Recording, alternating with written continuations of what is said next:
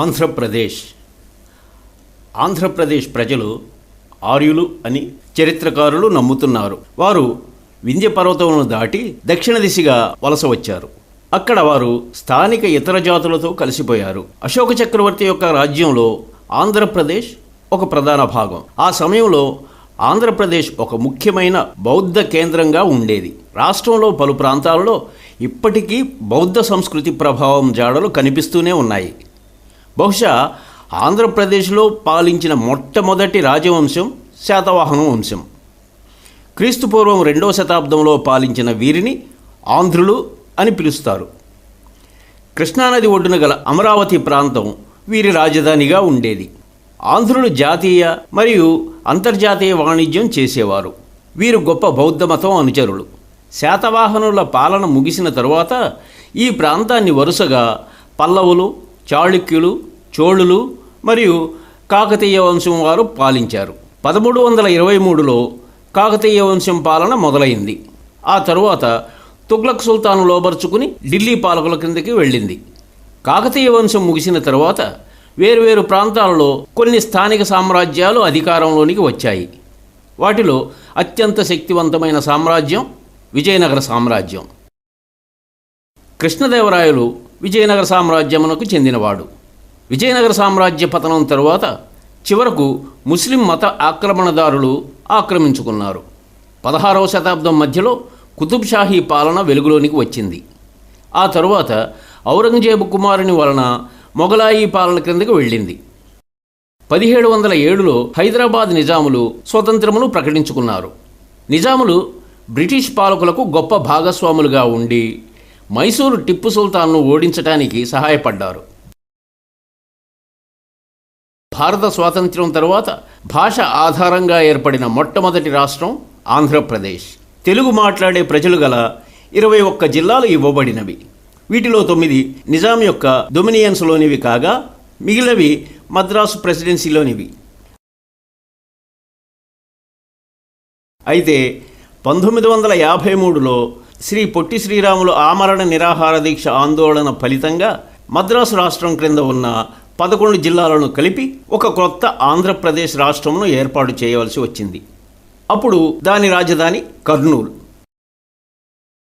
రాష్ట్ర పునర్వ్యవస్థీకరణ చట్టం ద్వారా నిజాం క్రింద ఉన్న 9 జిల్లాలు చేర్చబడినవి. నవంబర్ 1, 1956న విశాల ఆంధ్రప్రదేశ్ రాష్ట్రం ఏర్పడింది. 23 జిల్లాలు కలిగిన ఆంధ్రప్రదేశ్కు హైదరాబాదును రాష్ట్ర రాజధానిగా ఏర్పాటు చేశారు. ఆధునిక భారతదేశం యొక్క అత్యంత సాంకేతిక ఆధునిక నగరాలలో హైదరాబాద్ ఒకటి. ఆంధ్రప్రదేశ్ 12 డిగ్రీలు మరియు 22 డిగ్రీల ఉత్తరాక్షాంశము, 77 డిగ్రీలు మరియు 84 డిగ్రీల తూర్పు రేఖాంశముల మధ్య ఉన్నది. దక్షిణ భారతదేశం యొక్క తూర్పు వైపున గల రాష్ట్రం ఆంధ్రప్రదేశ్ రాష్ట్రం. ఆంధ్రప్రదేశ్ రాష్ట్రం మొత్తం వైశాల్యం 2,75,068 చదరపు కిలోమీటర్లు. భారతదేశంలో 3వ అతిపెద్ద రాష్ట్రం మరియు అది భారత ఉపఖండంలో 4వ అతిపెద్ద రాష్ట్రం. ఆంధ్రప్రదేశ్ రాష్ట్రం సరిహద్దులు: ఉత్తరం వైపు ఛత్తీస్గఢ్, మహారాష్ట్ర మరియు ఒరిస్సా రాష్ట్రాలు ఉన్నవి. పశ్చిమ వైపు కర్ణాటక, దక్షిణ దిశగా తమిళనాడు, తూర్పు వైపు బంగాళాఖాతం సరిహద్దులుగా ఉన్నవి. దేశంలో ఇతర రాష్ట్రాల కంటే ఎక్కువ తీర ప్రాంతం కలదు. ఆంధ్రప్రదేశ్కు 972 కిలోమీటర్ల సముద్ర తీరం ఉంది. ఇది దేశంలో 2వ అత్యంత పొడవైన తీరం గల రాష్ట్రం. రాష్ట్రంలోని దక్కన్ పీఠభూమి యొక్క తూర్పు భాగంలో గణనీయమైన తూర్పు కనుమల భాగం ఉంది. ఆంధ్రప్రదేశ్ రాష్ట్రం మొత్తం 3 ప్రత్యేకమైన ప్రాంతాలుగా విభజించబడినవి: కోస్తా ఆంధ్ర ప్రాంతం, రాయలసీమ ప్రాంతం, తెలంగాణ ప్రాంతం. కోస్తా ఆంధ్ర ప్రాంతం భారతదేశంలో ఆంధ్రప్రదేశ్ రాష్ట్రంలో కోస్టల్ ఆంధ్ర లేదా కోస్తా ఒక ప్రాంతం. ఈ ప్రాంతం 1953వ సంవత్సరానికి ముందు మద్రాసు రాష్ట్రంలో భాగంగా ఉండేది. 1956 తరువాత ఆంధ్ర రాష్ట్రంగా అవతరించింది. 2011 జనాభా లెక్కల ప్రకారం 92,906 చదరపు కిలోమీటర్ల ప్రాంతం గలదు. జనాభా 3,40,00,000 41,93,868. ఈ ప్రాంతంలో ఆంధ్రప్రదేశ్ సముద్ర తీర జిల్లాలు ఉన్నవి. ఉత్తర సరిహద్దు ఒరిస్సా నుండి దక్షిణ కృష్ణానది డెల్టా వరకు మరియు తూర్పు కనుమల నుండి బంగాళాఖాతం వరకు గల సరిహద్దుల మధ్య ఉన్నది. కోస్తా ప్రాంతంలో 9 జిల్లాలు కలవు. ఇవి శ్రీకాకుళం, విజయనగరం, విశాఖపట్నం, తూర్పుగోదావరి, పశ్చిమ గోదావరి, కృష్ణా, గుంటూరు, ప్రకాశం మరియు నెల్లూరు జిల్లాలు. ఆంధ్రప్రదేశ్ 18,552 చదరపు కిలోమీటర్ల విస్తీర్ణం కలిగిన 259 తీర చిత్తడి నేలలు ఉన్నవి. వీటిలో 88 మానవుల తయారీ. కోస్తా ఆంధ్రాలో కొల్లేరు మరియు పులికాట్ అను 2 ప్రధాన సరస్సులు ఉన్నవి. కొల్లేరు ఒక సహజ మంచినీటి సరస్సు. ఇది పశ్చిమ గోదావరి జిల్లాలో ఉన్న 2 నదుల మధ్య ఉన్నది. 2 నదుల వరద సమతౌల్యానికి జలాశయంగా సేవ చేస్తూ సుందర సహజ జలాశయంగా ఉన్నది. 50,000 వలస పక్షులకు ఇది ఒక ముఖ్య నివాసంగా ఉంది. కోస్తా ఆంధ్రాలోని గోదావరి మరియు కృష్ణా నదులు ఏర్పరిచిన డెల్టా మైదానాలు సారవంతమైన వ్యవసాయ భూములు కలిగి ఉన్నవి. ఆంధ్రప్రదేశ్ తూర్పుగోదావరి జిల్లాలో ఒక గొప్ప డెల్టా ప్రాంతంను కోనసీమ అంటారు. కోనసీమ ఆకుపచ్చ కొబ్బరి తోటలు, వరి పొలాలు మరియు అనేక కాలువలకు ప్రసిద్ధి చెందినది. ఈ ప్రాంతంలో అఖండ గోదావరి నది గౌతమి, వశిష్ట, వినతీయ మరియు వృద్ధ గౌతమిగా అనేక శాఖలుగా ఏర్పడి గోదావరి జిల్లాలోని బంగాళాఖాతంలో కలిసిపోతుంది. ఈ ప్రాంతంలో ప్రవహించే 2 నదులు మరియు వాటి ఉపనదుల వలన సారవంతమైన వ్యవసాయ భూములు కలిగి ఉంది. ఈ 2 నదుల నుండి విస్తారమైన నీటి సరఫరాతో ఆహారము మరియు వాణిజ్య పంటలకు ప్రధాన భాగంగా ఉంది. అందుకే కోస్తా ఆంధ్ర ప్రాంతమును దక్షిణ దేశపు ధాన్యాగారం అని అంటారు. ఇక్కడ వరి ప్రధాన పంట కాగా పప్పు ధాన్యాలు మరియు కొబ్బరికాయలు కూడా ముఖ్యమైన పంటలు. మత్స్యగ్రహణ పరిశ్రమ కూడా ఈ ప్రాంతానికి ముఖ్యం. వ్యవసాయ ఉత్పత్తుల ఆధారంగా అనేక పరిశ్రమలు నెలకొల్పబడినవి. భారీ మరియు పెద్ద తరహా పరిశ్రమలు ఉన్నవి. స్టీల్ ప్లాంట్, కాల్టెక్స్ ఆయిల్, నూనె శుద్ధి కర్మాగారం, నౌకా నిర్మాణం, Bharat heavy plates and vessels, Hindustan zinc, Coromandel fertilisers పరిశ్రమలు ఉన్నవి. కోస్తా ప్రాంతంలో విశాఖపట్నం పోర్టు ఒక ముఖ్యమైన ఓడరేవుగా ఉంది. జిల్లాలో అరకులోయ వంటి వేసవి విడిది ప్రదేశాలతో పాటు Borra caves, Paderu, Sileru, RK beach, Rishikonda, Yarada, Kailasagiri వంటి అనేక సుందర ప్రదేశాలు కలవు. రాయలసీమ ప్రాంతం. భారతదేశంలో ఆంధ్రప్రదేశ్లో రాయలసీమ ఒక భౌగోళిక ప్రాంతం.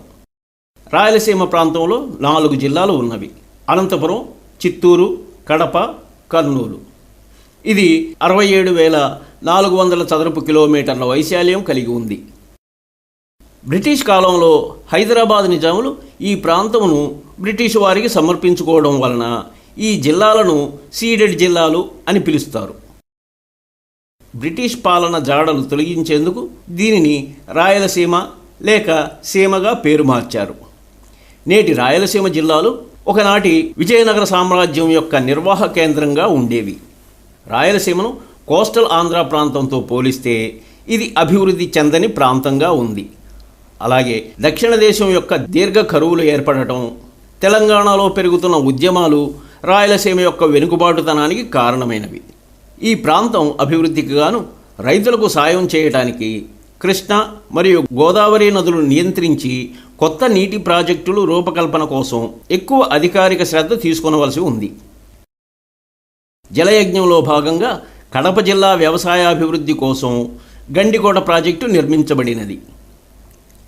రాయలసీమ ప్రాంతం ఒక పర్యాటక కేంద్రం కూడా. ఆంధ్రప్రదేశ్ కర్నూలు జిల్లాలో అహోబిలం ఆలయం కలదు.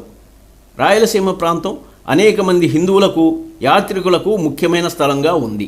శ్రీ వెంకటేశ్వర స్వామి యొక్క నివాసమైన తిరుపతి వెంకటేశ్వర ఆలయం ఈ ప్రాంతంలోనే కలదు. తెలంగాణ ప్రాంతం. తెలంగాణ భారత ద్వీపకల్పం యొక్క డక్కన్ పీఠభూమి తూర్పు తీర ప్రాంతంలో ఉంది.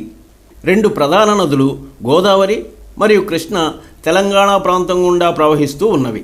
కృష్ణానది 69%, గోదావరి నది కాలువల ప్రాంతం 79% తెలంగాణ ప్రాంతంలోనే ఉన్నవి. తెలంగాణ ప్రాంతంలో మున్నేరు, భీమ, దిండి, కిన్నెరసాని, మంజీర, మున్నేరు, మూసి, పెనుగంగ, ప్రాణహిత మరియు పెద్దవాగు, తలిపేరు వంటి ఇతర చిన్న నదులు కూడా ఉన్నవి. తెలంగాణ ప్రాంతం 2 ప్రధాన ప్రాంతాలుగా ఉన్నవి. తూర్పు కనుమలు మరియు మైదానాలుగా విభజించబడినవి. తెలంగాణ ప్రాంతంలో 10 జిల్లాలు కలవు. హైదరాబాద్, ఆదిలాబాద్, కరీంనగర్, ఖమ్మం, నల్గొండ, మహబూబ్ నగర్, రంగారెడ్డి, మెదక్, నిజామాబాద్ మరియు వరంగల్ జిల్లాలు. తెలంగాణ ప్రాంతంలో మూసీ నది, గోదావరి మరియు కృష్ణా నదులు పశ్చిమం నుండి తూర్పుకు ప్రవహిస్తూ ఉన్నాయి. భారతదేశం యొక్క ప్రస్తుత ఆంధ్రప్రదేశ్ రాష్ట్రంలో తెలంగాణ ఒక ప్రాంతం. గతంలో ఇది హైదరాబాద్ నిజాముల పాలనలో భాగంగా ఉండేది. ఉత్తరమున మహారాష్ట్ర, నైరుతిలో కర్ణాటక, పశ్చిమాన ఛత్తీస్గఢ్, ఈశాన్య దిక్కున ఒరిస్సా రాష్ట్రాలు సరిహద్దులుగా కలిగి ఉన్నది. ఆంధ్రప్రదేశ్ రాష్ట్రం 3 ప్రధాన సాంస్కృతిక ప్రాంతాలు కలిగి ఉంది. అందులో ఒక ప్రాంతం తెలంగాణ కాగా మిగిలినవి దక్షిణాన రాయలసీమ, తూర్పున కోస్తా ఆంధ్ర ప్రాంతాలు. తెలంగాణ ఆంధ్రప్రదేశ్ రాష్ట్రంలో గల 3 ప్రాంతాలలో అతిపెద్దది.